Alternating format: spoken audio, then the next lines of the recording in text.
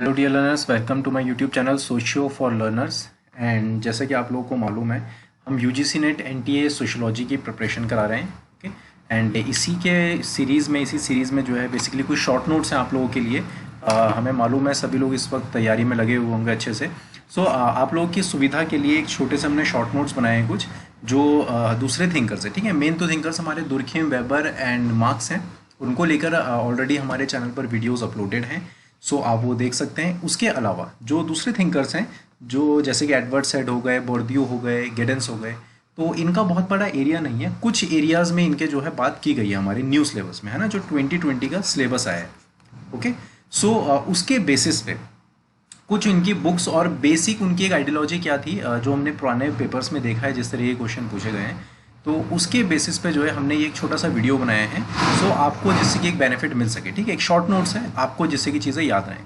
Okay, सो शुरू करते हैं। देखिए, क्लिफोर्ड गेट्स, ठीक है, यूनिट 1 है बेसिकली, याद रखिए यूनिट 1 के टॉपिक हैं हमारे।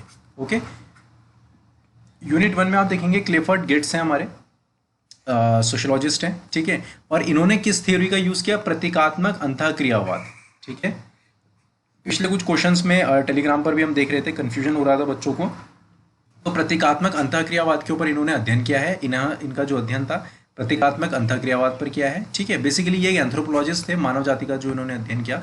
तो वेबर के ही जो थ्योरी थी प्रतीकात्मक अंतःक्रिया की, उसका इन्होंने उपयोग किया है। ठीक है, और उनकी व्याख्यात्मक सामाजिक विज्ञान को गिट्स ने अपने अध्ययन में उपयोग किया है। कई बार क्वेश्चन ऐसा आ जाता है कि गिट्स ने जो है किसके अध्ययन का जो है व्याख्यात्मक सामाजिक विज्ञान को शामिल किया है, तो वेबर के उपयोग किया है। दूसरा, उन्होंने किस अध्ययन पद्धति के आधार पर उपयोग किया है, अपने अध्ययन किया है। ठीक है, तो वो किस पर किया है? प्रतीकात्मक अंतःक्रिया पर। ठीक है, कुछ पॉइंट्स हैं, ये बेसिक पॉइंट्स हैं जो याद रखें। नेक्स्ट है प्रतीकात्मक नृविज्ञान का सिद्धांत, इनके द्वारा एक दिया गया है प्रतीकात्मक नृविज्ञान का सिद्धांत। डायरेक्ट क्वेश्चंस आते हैं, ये हम देख रहे हैं कि पिछले कुछ समय में जो क्वेश्चंस पूछे गए हैं बेसिकली वो डायरेक्ट क्वेश्चंस है ना। 3-4 साल में जो हमने लास्ट वीडियो में भी हमने आपको बताया, तो जितनी भी वो यूनिट्स हैं उनसे डायरेक्ट क्वेश्चन पूछे गए हैं कि थ्योरी क्या थी, कौन सी बुक थी, या किस तरीके की आइडियोलॉजी थी। तो ये जो कुछ थिंकर्स हैं हमारे 6-7 थिंकर्स हैं, इनको हमने केवल उसी बेसिस पे बताया। ओके, नेक्स्ट, धर्म एक प्रतीकों का स्वरूप होता है। ठीक है, इन्होंने और क्या बताया साथ साथ कि जो धर्म होता है, रिलीजन होता है, वो प्रतीकों का एक स्वरूप होता है। ठीक है, ये हम आपको अनअकैडमी पर पूरा पढ़ा चुके हैं, प्रतीक स्वरूप क्या होता है, यूनिट 10 में। ठीक है, प्रमुख लेख, गेट्स ने इंडोनेशिया पर अपना अध्ययन किया है। ठीक है, इंडोनेशिया अध्ययन किसका है? गेट्स का है। याद रखें, इनका जो पूरी स्टडी रही है वो इंडोनेशिया में ही रही है। ठीक है, इन्होंने अपनी बुक लिखी है रिलीजन ऑफ जावा। ठीक है, यहीं पर ही इन्होंने जो है रिलीजन वगैरह के बारे में बात करी है, जो प्रतीकात्मक अंतःक्रिया है, ठीक है, भाषा और धर्म के जो बारे में बात करी है, वो इन्होंने यहीं पर ही करी है। ठीक है, साथ ही साथ एग्रीकल्चर इनोवेशन 1963 में, the peddler and princes, religion as a culture system, the interpretation of culture. ठीक है, ये मोस्ट इंपॉर्टेंट बुक्स हैं। ऐसे बहुत सारी बुक्स लिखी गई है, इस वीडियोस में हमने मोस्ट इंपॉर्टेंट है, ठीक है, जहां से क्वेश्चन पूछा जाता है या जो उनके नोबेल वर्क्स रहे हैं किसी भी समाजशास्त्री के, केवल उनका उपयोग किया है। ओके, नेक्स्ट देखें एडवर्ड सेड के बारे में। इनकी जो बुक थी ओरिएंटलिज्म है। ठीक है, ये आपने सुना होगा, ओरिएंटलिज्म के बारे में हमने पढ़ाया भी आपको अनअकैडमी पर। ठीक है, एडवर्ड सेड हैं जिन्होंने अपनी थ्योरी में ओरिएंटलिज्म जो इनकी बुक थी बेसिकली उसके बारे में बात करी है इन्होंने। ठीक है, इन्होंने बताया कि किस प्रकार, यहाँ पर आपको ये नहीं जानना है कि इनकी थ्योरी क्या थी, ये किससे प्रभावित थे, केवल ये जानना है आपको जो सेड थे इन्होंने ये बताया अपनी पुस्तक के माध्यम से। ठीक है, ओरिएंटलिज्म बुक के माध्यम से ये बताया है कि किस तरीके से जो पश्चिमी समाज था उन्होंने जो पूर्वी समाज की कल्चर है, संस्कृति है, उसको निम्न दिखाया है और उसके ऊपर एक प्रभाव बना कर रखा है। ठीक है, फॉर एग्जाम्पल जैसे कि आज हम क्या बोलते हैं, वेस्टर्न कल्चर अच्छा है ना, और हमारा जो ईस्ट का कल्चर है, यानी कि जो पूरा का पूरा हमारे इंडिया चाहे हो जाए या हमारा जो अरेबियन कंट्रीज हो जाए, तो उन सब के बारे में। ठीक है, इन्होंने बेसिकली ये फिलिस्तीन से थे, तो इन्होंने फिलिस्तीन के ऊपर इनका अध्ययन रहा है। ओके, तो यहाँ पर इन्होंने यही बताने की कोशिश करी है, पश्चिमी देशों ने पूर्वी देशों में अपनी संस्कृति के महत्व को पूर्वी देशों में सत्ता स्थापित करके सांस्कृतिक और सामाजिक वर्चस्व बना लिया है। ठीक है, सेट ने उत्तर संरचनावाद के माध्यम से उपनिवेशी संस्कृति का अध्ययन किया। ठीक है, कॉलोनियल कंट्रीज कौन सी हैं? जैसे कि हमारी इंडिया है ना, जहां पर अंग्रेजों का निवास था एक समय में। ठीक है, ओरिएंटलिज्म में यह देख है क्या, बेसिकली ओरिएंटलिज्म देखने का एक तरीका है कि यूरोप और अमेरिका की तुलना में अरब लोगों की संस्कृतियों में अतिरंजना और विकृतियां होती हैं। इन्होंने जो ओरिएंटलिज्म वर्ड यूज किया बेसिकली इसमें यही बताने की कोशिश करी, वेस्ट यानी कि जो अमेरिका हो गया, यूरोप हो गया, इन्होंने क्या बताया, अरब हो गया, चाहे वो भारत हो गया, है ना। बेसिकली ये फिलिस्तीन से थे तो इनका ध्यान अरब के ऊपर रहा है। साथ ही साथ इन्होंने इंडिया को लेकर भी स्टडीज दी हैं अपनी। तो इन्होंने ये बताया है कि जो पोस्ट कॉलोनियल कंट्रीज थी, ठीक है, जिनको कॉलोनी बनाया था अंग्रेजों ने, उसमें क्या था, अतिरंजना और विकृतियां होती है, ठीक है। अतः अरब संस्कृतियों को पिछड़े असभ्य के रूप में पश्चिमी देशों ने परिभाषित किया है। ये इंपॉर्टेंट है। ओरिएंटलिज्म बुक में उन्होंने क्या बताया, ओरिएंटलिज्म के माध्यम से कि जो अरब संस्कृति है, चाहे भारतीय संस्कृति भी मान लें, मतलब पूरा का पूरा ईस्ट का मान लें इसे, ठीक है, ईस्टर्न कंट्रीज जो हैं उनको क्या बताया, पिछड़े और असभ्य बताया ना। फॉर एग्जांपल भारत में क्या बोला, भारत में जो लोग हाथ से खाना खाते हैं वो कल्चर क्या है हमारा, क्या बोला, गलत है। इन्होंने क्या बोला, वेस्टर्न कल्चर क्या बोलते हैं, चम्मच से खाना खाओ, कांटे से खाना खाओ, है ना। तो हमारे कल्चर को क्या बोल दिया, खराब, और अपने कल्चर को सभ्य बता दिया, ठीक है। व्हाइट मैन बर्डनशिप थ्योरी आप लोगों ने सुना होगा इतिहास में, व्हाइट मैन बर्डनशिप थ्योरी है ना, हिस्ट्री में कभी आप लोगों ने पढ़ा होगा, तो यही बताया गया है, ठीक है, कि जो अंग्रेज हैं वो असभ्य, यानी कि काले लोगों को, अंग्रेज गोरे तो वही है, अब इंडिया में जो गोरे हैं उन्हें गोरे ना समझे अंग्रेजों वाला, ठीक है, यानी कि जो ब्राउन कलर बोलते हैं, बेसिकली इंडियंस की जो स्किन है वो ब्राउन है, ठीक है। तो क्या बोला गया कि ये असभ्य हैं, ठीक है, वो सभ्य लोग हैं, श्वेत लोग हैं, वो असभ्य लोगों को सभ्य बनाने के लिए आए, ठीक है। व्हाइट मैन बर्डनशिप थ्योरी जो है, तो आपको उसमें नहीं जाना है, वो इतिहास का विषय है। इसके अलावा इनकी कुछ बुक्स हैं, Joseph canard and the fiction of biography, ठीक है। नेक्स्ट है ओरिएंटलिज्म, सबसे इंपॉर्टेंट बुक इनकी यही है 1978 की, एडवर्ड सेड की। नेशनलिज्म, कॉलोनिज्म एंड लिटरेचर, एक ये बुक है इनकी।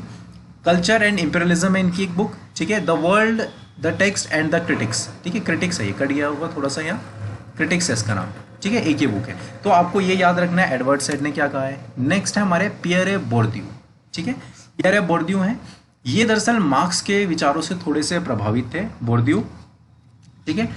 ये भी फ्रांस के समाजशास्त्री थे, एक फ्रांसीसी समाजशास्त्री थे। तो इन्होंने भी जो है कैपिटलिज्म वगैरह के बारे में बात करी है, एंड साथ साथ जो मोस्ट इंपॉर्टेंट का वो है हैबिट्स का सिद्धांत, ठीक है। इन्होंने अपना जो है हैबिट्स का सिद्धांत दिया है, जिसमें इन्होंने क्या बताया, लोगों की आदतों से जोड़कर बताया, ठीक है, कि लोगों की क्या होती हैं, कुछ आदतें होती हैं, ठीक है, और उन आदतों के हिसाब से व्यक्ति जो है अपने आप को एडजस्ट कर लेता है और उनके हिसाब से रहने लगता है। क्लियर?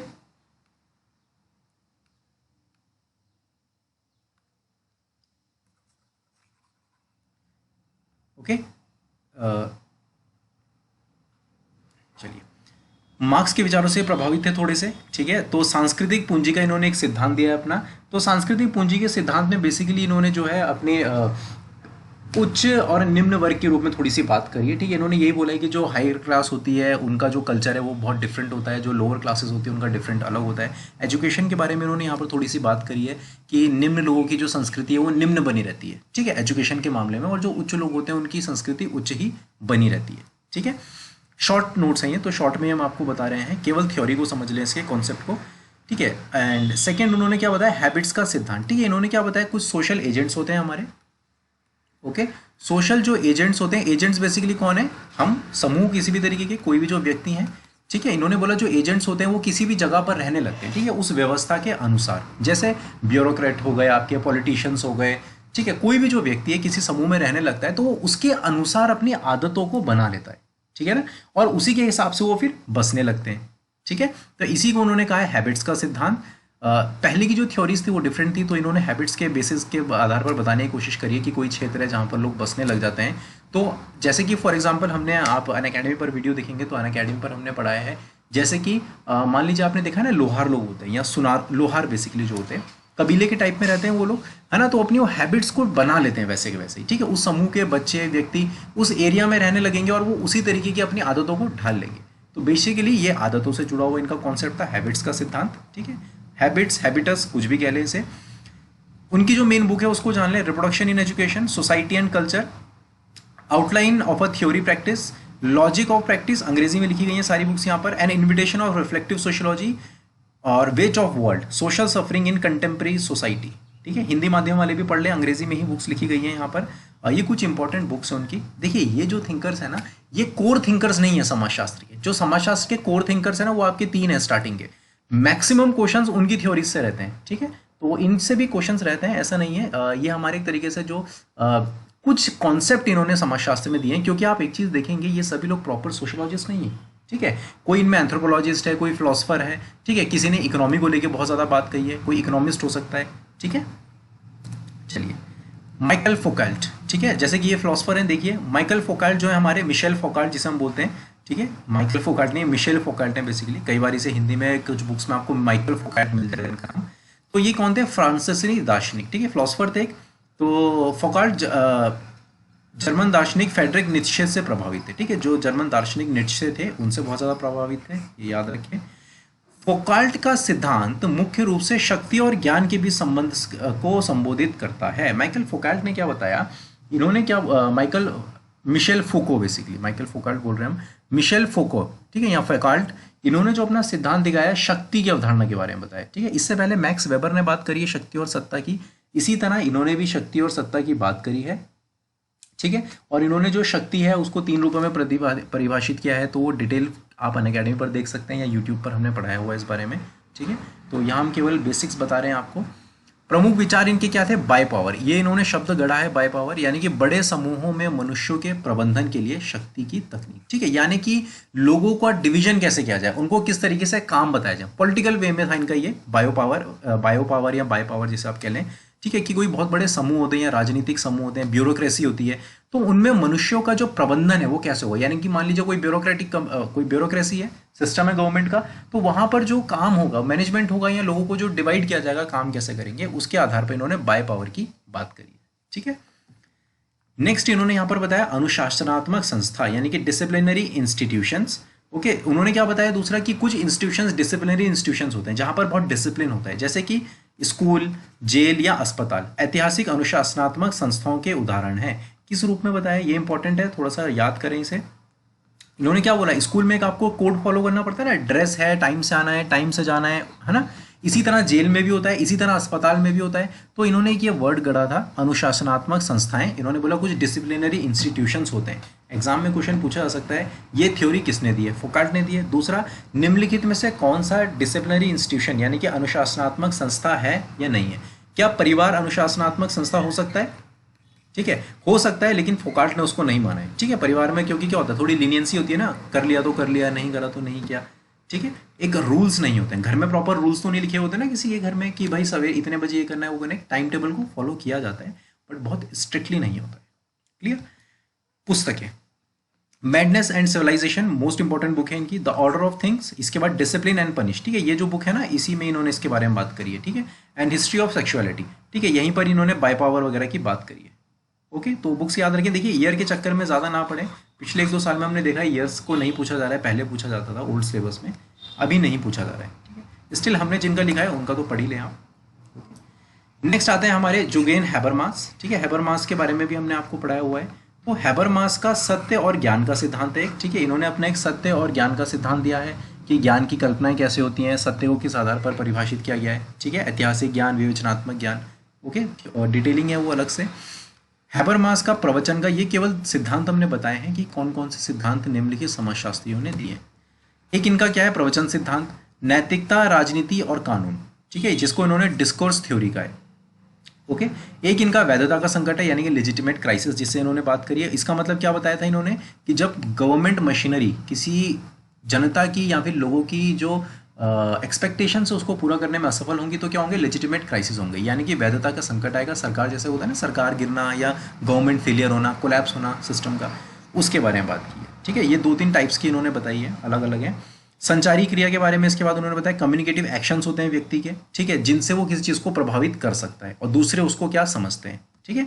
संचारी भाव कम्युनिकेटिव रैशनैलिटी होती है इसी तरह हमारी। एक उन्होंने बात करी है जीवंत दुनिया की, और फिर आता है हमारा सामाजिक आंदोलन, ये याद रखें। सोशल मूवमेंट्स के बारे में इन्होंने बताया है कि सोशल मूवमेंट्स क्या होते हैं, पर्यावरण आंदोलन हो गए, महिला आंदोलन हो गए, ये क्या करते हैं, समाज में परिवर्तन लेके आते हैं, ठीक है। तो जो जीवंत दुनिया के बारे में इन्होंने जो उसको डिवीजन किया है, जीवंत दुनिया का आर्थिक, ठीक है, राजनीतिक और सांस्कृतिक रूप में, तो जो इनका जो सांस्कृतिक रूप में जो परिवर्तन थे उसको इन्होंने जीवंत दुनिया के रूप में परिभाषित किया है, क्लियर। प्रमुख पुस्तकें देख लें इनकी, टूवर्ड्स अ रैशनल सोसाइटी 1967 में दी गई, structure, transformation and public sphere, ये पब्लिक है, ठीक है। लेजिटिमेट क्राइसिस, ये इंपॉर्टेंट बुक है इनकी। थ्योरी ऑफ कम्युनिकेटिव एक्शन है, the philosophical discourse of modernity, moral consciousness and communicative action 1983, ये बुक एक दी है। Knowledge and human interest 1971, clear. ये छोड़ दें, केवल इतना देखें, knowledge and human interest 1971, clear, ये छोटी छोटी थ्योरीज हैं इनकी और कुछ बुक्स हैं, तो इनको एक बार देख लें आप अच्छे से। नेक्स्ट हमारे आते हैं Anthony Giddens. Okay, Anthony Giddens के बारे में देखें। इन्होंने क्या करा है, संरचनाकरण का सिद्धांत दिया है गिडेंस ने, ये हमने आपको अच्छे से पढ़ाया है पहले क्लासेस में, अनअकैडमी पर भी और यहाँ पर भी। गिडेंस मानव समूह से जुड़े नियमों और संसाधनों से मिलकर संरचनाओं को परिभाषित करते हैं। ठीक है। सेकंड, संरचना माइक्रो व मैक्रो मुद्दों को संश्लेषित करने में सहायक होती है। इन्होंने क्या बताया, जो स्ट्रक्चर होता है किसी भी चीज़ का, माइक्रो और मैक्रो, ठीक है, छोटी और बड़ी चीज़ें जो होती हैं उनको संश्लेषित व्यवस्थित करने में सहायक होती हैं। ठीक है। गिडेंस ने औद्योगिक परिवर्तन द्वारा लाए गए सामाजिक संस्थानों के अध्ययन पर भी बल दिया है कि जो इंडस्ट्रियल चेंजेस हुए हैं सोशल इंस्टीट्यूशंस के ऊपर, उस पर क्या महत्व पड़ा है, इसके बारे में इन्होंने बात की है। आधुनिकता के बारे में इन्होंने बात करी और स्वयं की पहचान, ठीक है, सेल्फ आइडेंटिटी के बारे में इन्होंने बात करी है।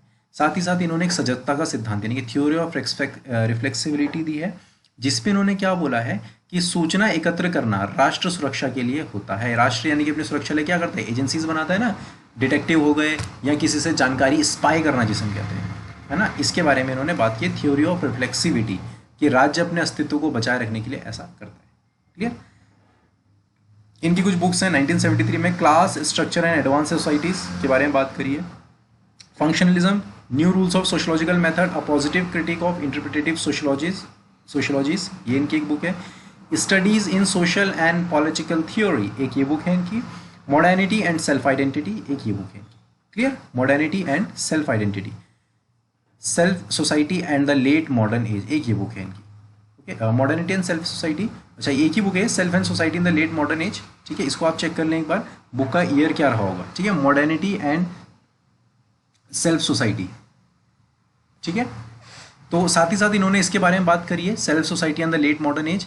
तो ये एंथनी गिडेंस का इंपॉर्टेंट कॉन्सेप्ट है, इसको एक बार पढ़ लें। इसके बाद हमारे आते हैं मैनुअल कैस्टल। ठीक है, लास्ट है मैनुअल कैस्टल। ये स्पेनिश समाजशास्त्री थे, विशेष रूप से सूचना समाज, ठीक है, इंफॉर्मेशन सोसाइटी के बारे में इन्होंने बात करी है, संसूचना समाज। ठीक है, क्या बताया इन्होंने, सूचना समाज क्या होता है, एक ऐसा समाज जिसकी सामाजिक संरचना माइक्रो इलेक्ट्रॉनिक्स यानी कि जैसे कि आज की डेट में क्या है, इंटरनेट जैसे हम कह सकते हैं ना, इंटरनेट से समझ लें, आधारित सूचना और संचार प्रौद्योगिकियों द्वारा संचालित नेटवर्क से बनती है, जो कि इंटरनेट बेस्ड है, इलेक्ट्रॉनिक्स है जिसके अंदर, उसी को इन्होंने सूचना समाज, ठीक है, इंफॉर्मेशन सोसाइटी की बात करी है, इंपॉर्टेंट है बहुत ज़्यादा। तो इन्होंने यहाँ पर कुछ थ्योरीज दी अपनी, एक तो सामूहिक उपभोग की बात करी है, सार्वजनिक परिवहन हो गया या सार्वजनिक आवास हो गया। तो उन्होंने कहा आजकल क्या है, जो गवर्नमेंट है वो क्या कर रही है, पब्लिक ट्रांसपोर्ट जैसे मिलता है हम लोग को, ठीक है, या पब्लिक आवास होता है। तो उन्होंने बोला कि लोग जो है इसके आधार पर ये एक तरीके से लोगों को जोड़ रहा है, ठीक है, सामूहिक उपभोग की प्रवृत्ति बढ़ी है। द फोर्थ वर्ल्ड, ये थोड़ा सा इंपॉर्टेंट है इनका, फोर्थ वर्ल्ड की इन्होंने थ्योरी दी है। और किसको कहा है इन्होंने फोर्थ वर्ल्ड, मैनुअल कैस्टल ने, सामाजिक रूप से वैश्विक समाज से बाहर उप आबादी के लोग, ठीक है, जैसे खानाबदोश, देहाती, कुछ निर्वाह खेती के लोग जो आधुनिक औद्योगिक क्षेत्र से बाहर हो चुके हैं, इसको उन्होंने क्या बोला है, fourth world. First world countries के बारे में सबको मालूम है, सेकंड वर्ल्ड कंट्रीज होती हैं, उसके बाद थर्ड वर्ल्ड कंट्रीज, ठीक है, इनके बारे में आप लोगों ने सुना होगा। फर्स्ट वर्ल्ड कंट्रीज कौन है, जैसे कि ब्रिटेन, यूके, है ना। First world countries industrial development जहाँ पर सबसे तेजी से हुए थे, या जिन्होंने और देशों को कॉलोनियल बनाया, कॉलोनीज बनाया, वो फर्स्ट वर्ल्ड कंट्रीज थी। सेकंड वर्ल्ड कंट्रीज वो थी जो इनके बाद स्वतंत्र हुई है, ठीक है, जैसे कि यूएसए था, है ना, वैसे तो फर्स्ट वर्ल्ड कंट्री के अंदर ही आ जाता है यूएसए, ठीक है। उसके बाद थर्ड वर्ल्ड कंट्रीज कौन सी थी, जो कंट्रीज जैसे कि भारत जो कॉलोनीज रही हैं 1950 के आसपास, हम मानते हैं 50-45 के बाद से जो देश आज़ाद हुए थे ना, ये सब थर्ड वर्ल्ड कंट्रीज में आते हैं, ठीक है। इंडिया, भूटान, पाकिस्तान, हमारे जितने अड़ोसी पड़ोसी देश हैं सभी थर्ड वर्ल्ड कंट्रीज हैं। क्लियर, तो most important third world countries है। इसके बाद इन्होंने क्या बात करा, द फोर्थ वर्ल्ड, ठीक है। इसी तरह इन्होंने फोर्थ वर्ल्ड की बात करी, और फोर्थ वर्ल्ड मतलब इस कॉन्सेप्ट को वैसे एक्सेप्ट नहीं किया गया है, बट बेसिक फिर भी समझ ले, कभी कहीं आ जाए तो कभी थ्योरी नहीं पूछी जाएगी इससे, क्योंकि इस कॉन्सेप्ट को इनको नकार दिया गया है, कोई भी समाजशास्त्री ने इसको सपोर्ट नहीं किया है, ठीक है। तो इन्होंने फोर्थ वर्ल्ड बस ये वर्ड यूज़ किया है। बेसिकली इन्होंने उनके लिए कहा है, जैसे कि जो खानाबदोश लोग होते हैं ना, खानाबदोश हो गए, जैसे इंडिया में देख लिया आप, ट्राइबल्स हो गए, मार्जिनलाइज कम्युनिटीज़ हो गई, तो वो लोग क्या है, इन्होंने बोला कि वो कम्युनिकेशन से बिल्कुल अलग हटे हुए हैं, ठीक है, एक अलग ही समाज है उनका, तो उसको इन्होंने जो है फोर्थ वर्ल्ड के रूप में परिभाषित किया, ये ठीक है। इनकी कुछ बुक्स हैं, the urban question, a Marxist approach, city, class and power 1978, the city and grass roots, a cross culture theory of urban social movements,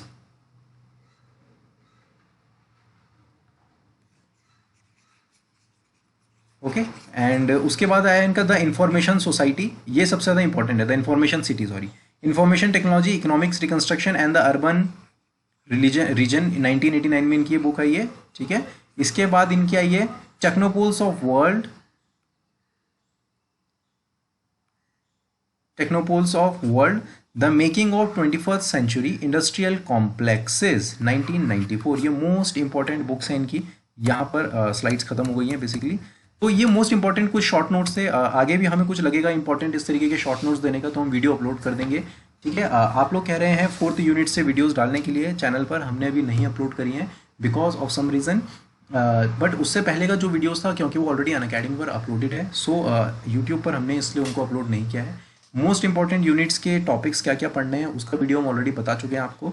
साथ ही साथ ये भी है, आगे हमें लगेगा कुछ यूनिट्स से अगर कुछ इंपॉर्टेंट टॉपिक आपको बताने का, तो हम ज़रूर कुछ शॉर्ट वीडियोस, ठीक है, बड़े लेक्चर्स तो अपलोड नहीं हो सकते इस समय में, कम समय है आप लोगों के पास, अच्छे से तैयारी करें, ठीक है। जो शॉर्ट नोट्स होंगे वो हम आपको बता देंगे। वीडियोस, चैनल को सब्सक्राइब करें, जो भी नए लोग हैं चैनल को सब्सक्राइब करें, एंड साथ ही साथ वीडियोस को लाइक करें एंड शेयर करें, ये सभी प्लेटफॉर्म्स पे अवेलेबल है। टेलीग्राम चैनल को ज़रूर से ज्वाइन कर लें, वहाँ पर क्विज़ वगैरह चलती है, काफ़ी सारे ग्रुप बने हुए हैं, तो आप जिसकी वजह से आप दूसरे स्टूडेंट से भी जुड़ सकते हैं।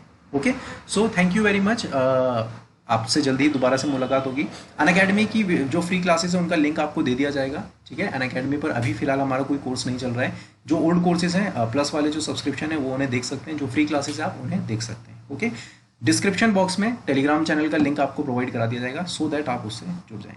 Okay, so thank you very much and have a nice day.